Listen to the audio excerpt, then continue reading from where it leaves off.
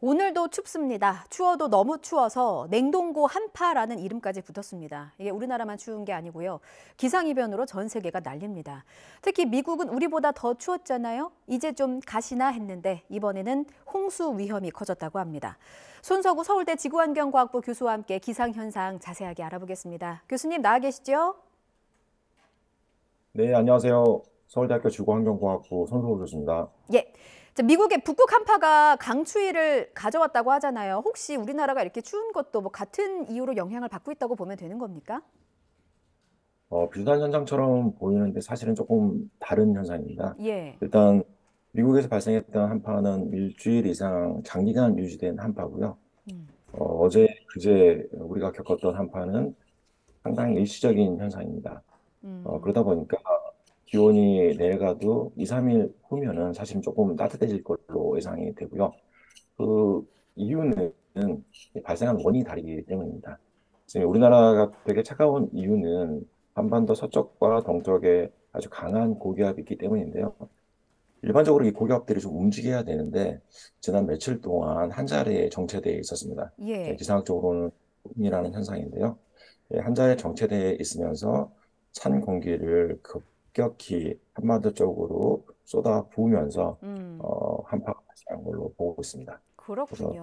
뭐 제가 보기에는 일상적인 한파가 아닌가 우리나라에 예. 발생하고 있는 거는 그렇게 보고 있습니다. 어.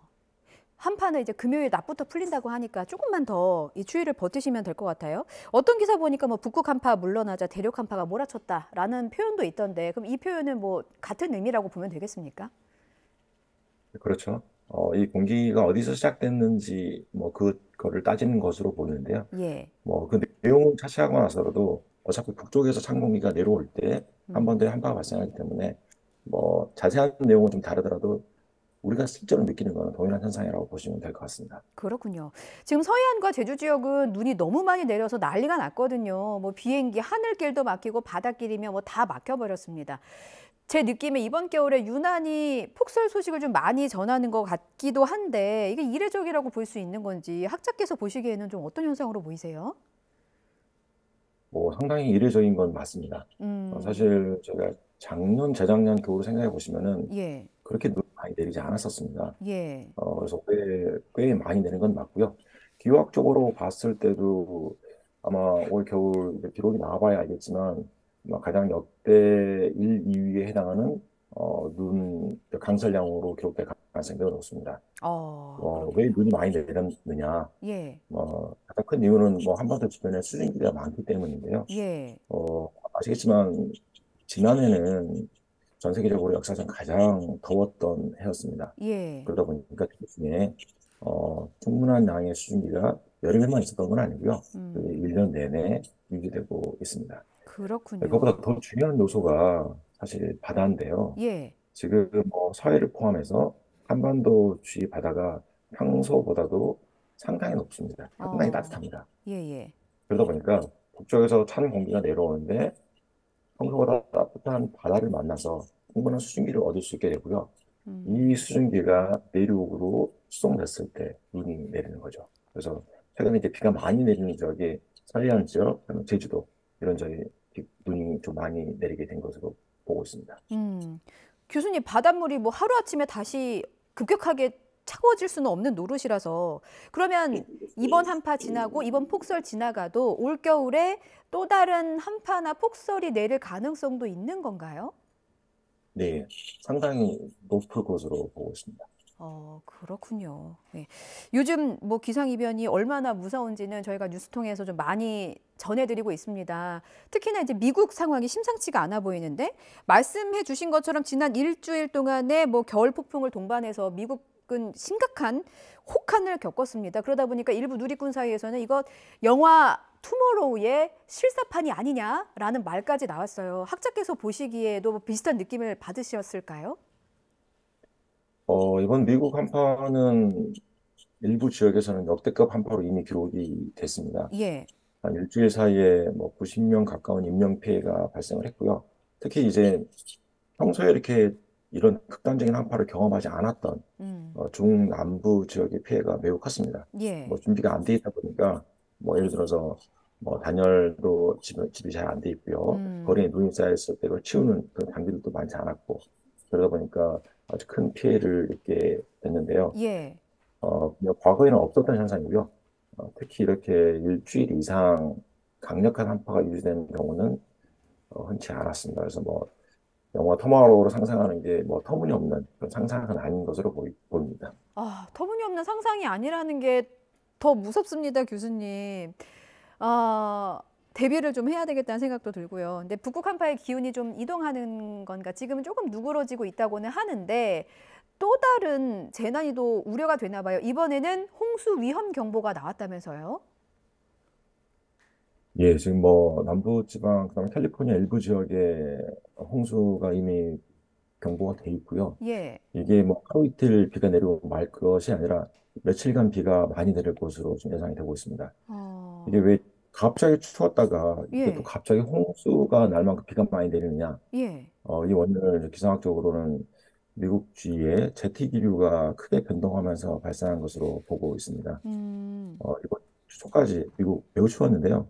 이때는 전반적으로 미국의 제트 기류가 남쪽으로 치우치면서 북쪽에 있는 찬 공기가 다량의 찬 공기가 내려왔었습니다. 예. 그런데 이 제트 기류가 어제부터 해서 이제 북쪽으로 치우치기 시작했습니다. 예. 그래서 완전 복귀하면서 이미 남아있던 수증기로 인해서 비가 좀 많이 내릴 걸로 예상이 됩니다. 그래서 어. 이런 극단적인 제트기류의 변동성, 이게 한파 이어서 이 홍수가 발생하는 원인이지 않나라고 많은 분들이 생각하고 있습니다.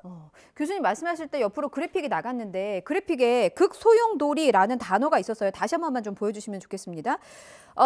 한 기상학자가 지금 그 북극 한파가 더 심해지는 이유가 극소용돌이 때문이다라는 분석을 하기도 했습니다. 일단 극소용돌이가 무엇인지 이게 왜 어떤 이유 때문인지도 좀 설명이 필요할 것 같습니다. 예, 극소음도류는 저희가 살고 있는 뭐 근처에 있는 지표 근처에서 발생하는 현상은 아닙니다. 예. 사실 이 극소용돌이가 가장 강한 지역은 지상에서 고도 한 25km에서 30km 북극 지역입니다. 매우 음. 높은 고도에서 발생하는 현상입니다. 뭐 음. 이 자료 화면에서 나오는 것처럼 북극을 중심으로 도넛 형태로 아주 강한 바람이 발생하는 현상인데요. 음. 문제는 이 강한 바람이 가만히 있는 게 아니라 예. 아주 심하게 변합니다. 어. 1월 중순에 무슨 일이 있었냐면요. 이렇게 강했던 제트가 사라졌습니다.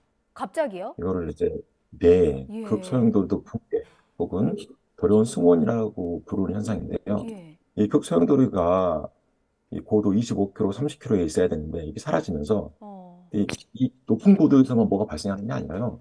지상 근처까지 변화를 만들어냅니다. 그래서 어. 이 극소용돌이가 급격히 붕괴되면서 좀 자료 화면에 있는 것처럼 제트는 약하면서 남쪽으로 치우치게 됐고요. 그로 음. 인해서 미국 전역에 걸쳐서 아주 강력한 한파가 발생한 것으로 보고 있습니다. 그렇군요. 이게 계절의 주기마다 움직임이 좀 다른지도 궁금한 게요. 1월에 극단적으로 확정되는 경우가 있다고 하는데 그럼 이런 현상은 왜 1월에 생기는 걸까요? 일단 이 극소용돌이라는 현상이 여름에는 없는 현상입니다. 음. 겨울에만 이 높은 고도에서 북극 근처에서 도너 형태의 강한 바람대가 만들어지는데요. 예. 이 극소용돌이가 가장 강할 때가 1월 중순입니다. 그렇군요. 가장 강했던 극소용돌이가 일주일에서 2주일 사이에 갑자기 없어져 버리는 거거든요. 그러다 어. 보니까 급격한 변화가 발생하고요. 예. 변화가 강할수록 당연히 극단적인 날씨, 기후 현상은 발생할 수밖에 없습니다. 그렇군요.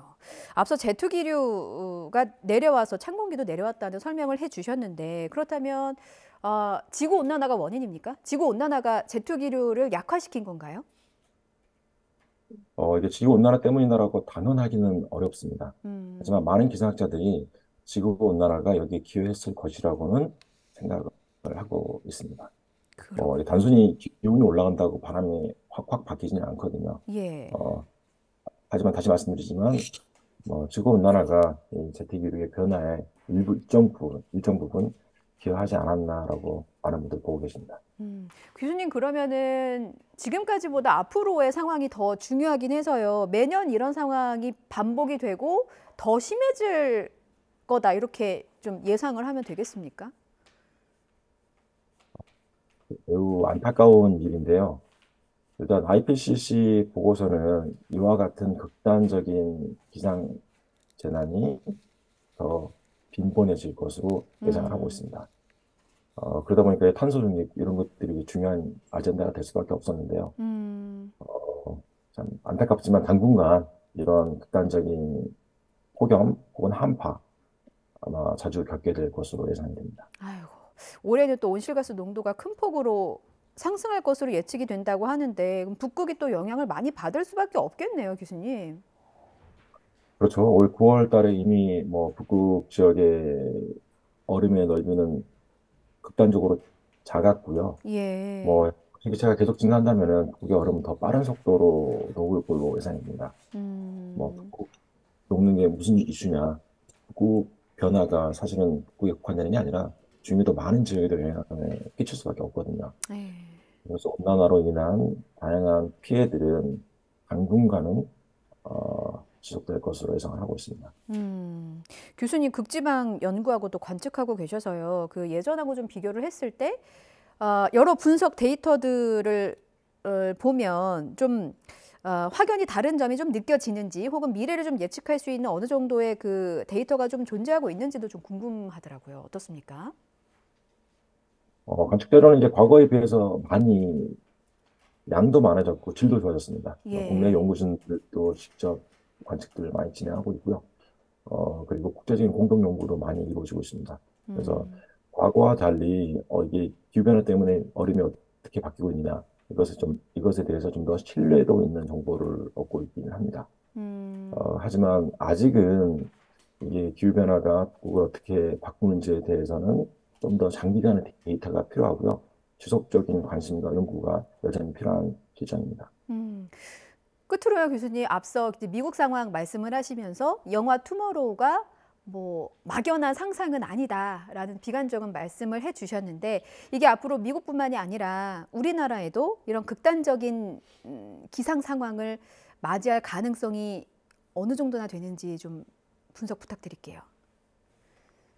그 부분은 대답하기 매우 어려운 질문인데요. 죄송합니다. 예. 어, 네, 뭐 많은 분들이 이상하게 생각하세요. 지구 온난화라고 그러는데 그럼 다 기온이 올라가야 되는데 왜 갑자기 이렇게 추워지는 일이 빈번해지느냐. 예. 지구 온난화가 동반하고 있는 독특한 현상이 변동성이 커집니다. 그래서 꾸준히 기온은 올라갈 것으로 예상이 되지만 음, 지그재그 형태로 급격한 폭염과 급격한 한파를 동반하면서 기온이 예. 상승할 것으로 예상이 됩니다. 예. 그러다 보니까 현 상황이 유지된다면은 저희가 지금 최근 겪고 있는 이상 기후들, 예를 들어서 뭐 지난 여름에 집중호우라든지 몇 년 전에 2018년 폭염, 그다음에 올해 음, 저희가 겪고 있는 폭설 이런 현상들은 평소와 다른 이런 극단적 현상들은 여전히 향후 전 미래에 꾸준히 증가할 것으로 예상이 됩니다.